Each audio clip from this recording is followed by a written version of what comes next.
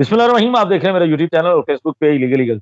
बात करेंगे कामसन मगविया के मुकदमे में। और जो मुलजम जहीर अहमद है, आज जहां बड़े बड़े मुकदमात की आज फुटेजेस बन रही थी, बड़ी बड़ी चीजें देखी जा रही थी, जहां इलीजे का एक अलीजे नाम से और जो हमारे फिरोज खान साहब का केस चल रहा है कराची के अंदर, वहां पर उसी फैमिली कोर्ट के अंदर, उसी हाथे के अंदर आज फिर मुलजम जहीर को भी देखा गया है।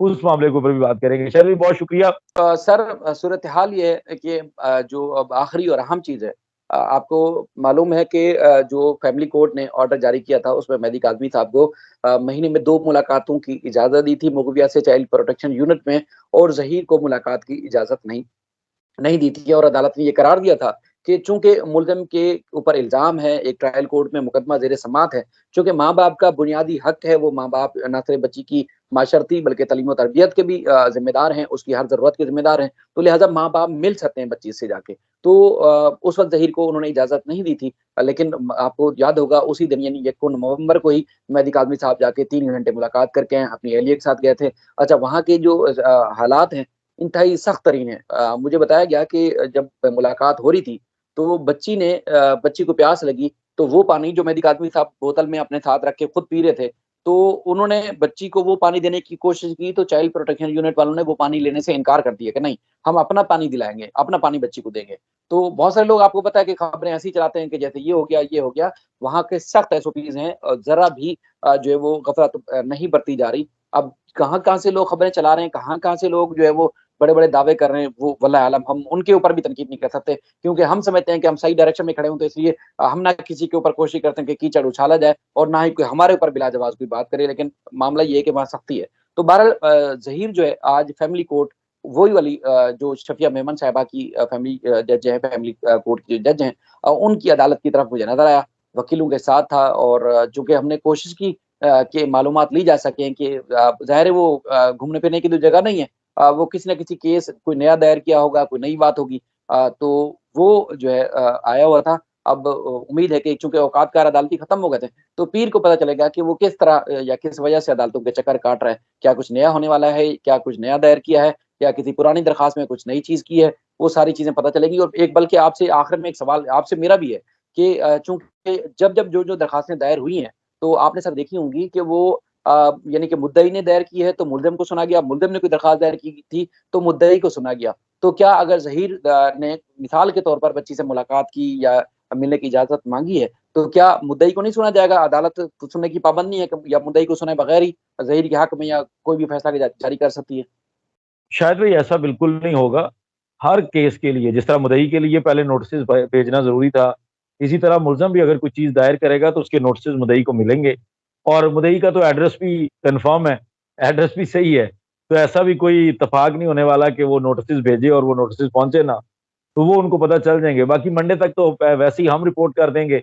और इस केस के अंदर आपको पता है कि मुद्दई वाली साइड तो खबरों में मामले को सुनकर भी अदालत के अंदर पेश हो जाती है। ये तो सिर्फ़ मुल्ज़मान और मुल्ज़मान के मुलाज़मीन जो है, वो ही हैं, जो अखबारों में इश्तिहार भी लग जाते हैं, तो दोबारा पेश होने के लिए नहीं आते। तो ये अगर वो इसके अंदर उसने कोई नई दरख़्वास्त दी है, जो कि मंडे को आपके ज़रिए हमें पता चल ही जाएगा, तो उसमें यकीनी तौर पर पहले ऑनरेबल कोर्ट जो है वो नोटिसेस जारी करेगी, शफ़िया मेमन साहबा नोटिसेस जारी करेंगी और उसके बाद ही उसके अंदर कोई किसी किस्म की कोई भी कार्रवाई हो। ठीक है सर, ठीक है। बाकी आपका बहुत शुक्रिया। बड़ी डिटेल्ड आपने ख़ासकर शाहानी साहब के साथ आपकी कोई ख़ास मोहब्बत है। शाहानी साहब के लिए आपने हमें बड़ी तफ़सील से सारा कुछ बताया है। बाकी लोगों को आपने कोई इतनी ज़्यादा अहमियत नहीं दी, ना डॉक्टर साहबा को, हालाँकि डॉक्टर साहबा जो है वो आपसे अपना इंटरव्यू भी करवाना शायद चाहेंगी। अगर आप उनको नहीं थोड़ा-सा सर, ओब्लाइज नहीं, करते बिल्कुल तो। मेरा प्लेटफ़ॉर्म तो हाज़िर है। मैंने मैंने जो है कई दफ़ा जो जीएम फारूकी साहब हैं, मैंने उनसे गुज़ारिश की कि अगर मुल्ज़मान साइड का या मुल्ज़िम भी अगर कोई बात करना चाहते हैं, सवालों के जवाब देना चाहते हैं, तो बिल्कुल हम हाज़िर हैं। हमें उनसे क्या है? लेकिन चूँकि हम सवाल हम समझते हैं करेंगे, लेकिन सवाल सवाल किए हम बगैर तो सवाल बिल्कुल हम लाज़मी करेंगे। सवाल हम मेहदी काज़मी से भी करते हैं, जिब्रान नासिर से भी करते हैं। सवाल जो है हम जीएम फारूकी साहब से आखिरी दफ़ा जब उन्होंने बात की, एक ही दफ़ा उन्होंने बात की जब से आए, तो हमने उनसे भी किए। ज़हीर अगर सामने आना चाहते हैं, करेंगे। बाकी डॉक्टर साहिबा से भी हमने सवाल किए थे, आपने देखा। जिसका उन्होंने जवाब दिया, वो पब्लिक हुआ, जिसका उन्होंने जवाब नहीं दिया, तो वो पब्लिक नहीं हुआ, यानी कि उन्होंने जवाब नहीं दिया।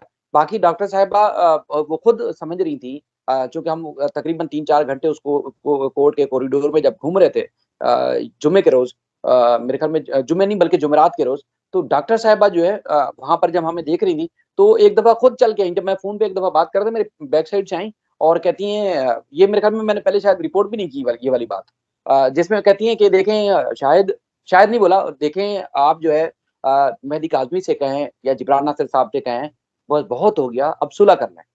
मैंने कहा डॉक्टर साहिबा किससे सुलह कर लें? नहीं, नहीं आप उनसे कहें कि वो सुलह कर लें। देखिए कुछ नहीं रखा अच्छा। है इन सारी चीज़ों में, सुलह कर लें। मैंने कहा आप बताएँ तो सही कि किससे सुलह करनी है? नहीं मैं आपसे कह रही हूँ ना, आप उनसे जाके कहें कि सुलह कर लें।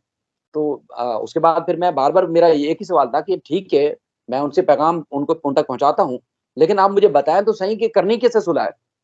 तो उन्होंने या उन्होंने कोई गलत काम किया है, तो वो कौन-सा गलत काम किया है जिसको आप कह रही हैं कि दुरुस्त करना है? तो वो उन्होंने नहीं बताया। उसके बाद फिर वो जो कोर्ट रूम के सामने बल्कि चैम्बर के सामने उन्होंने धरना दिया। उसके बाद फिर लेडीज़ पुलिस एहलकार वहाँ आई, रजिस्ट्रार साहब ने बुलाई। वो सारा कोर्ट का रिकॉर्ड का हिस्सा, उसमें मेरी कोई ज़ाती चीज़ नहीं है, क्योंकि हम ज़िम्मेदारी स का मुज़ाहरा करते हैं, तो वहाँ हमने कोई ऐसी कोई चीज़ नहीं की, जिसमें डॉक्टर साहिबा की ज़ाती उनकी शख्सियत के ऊपर कोई उँगली उठे या फिर अदालत चूँकि सिंध का सबसे बड़ा इदारा है, उनके ऊपर या फिर हमारी मीडिया साइड पे कोई उँगली उठाए। तो हमने वो नहीं चीज़ रिपोर्ट की या पब्लिक करने की कोशिश की, जो कि उनकी शख्सियत को खराब कर सकती थी या कोई या इस केस को लेके चूँकि आप लेडीज़ हैं, मैं पहले भी कहता रहता हूँ कि वो किसी की बहन-बेटी भी हैं, तो सबके घर पे होती हैं ज़हनी कैफ़ियत या किसी का मामला अगर कुछ भी है, तो वो तो चाहेगा ना कि वो पर्दे में ही रहें।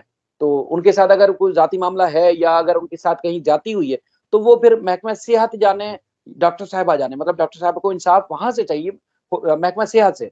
अदालत ने ना हटाया, ना अदालत ने उनको लगाया था। अपॉइंटमेंट भी जी। जो हुई थी वो तो सिंध हुकूमत ने की ना सर।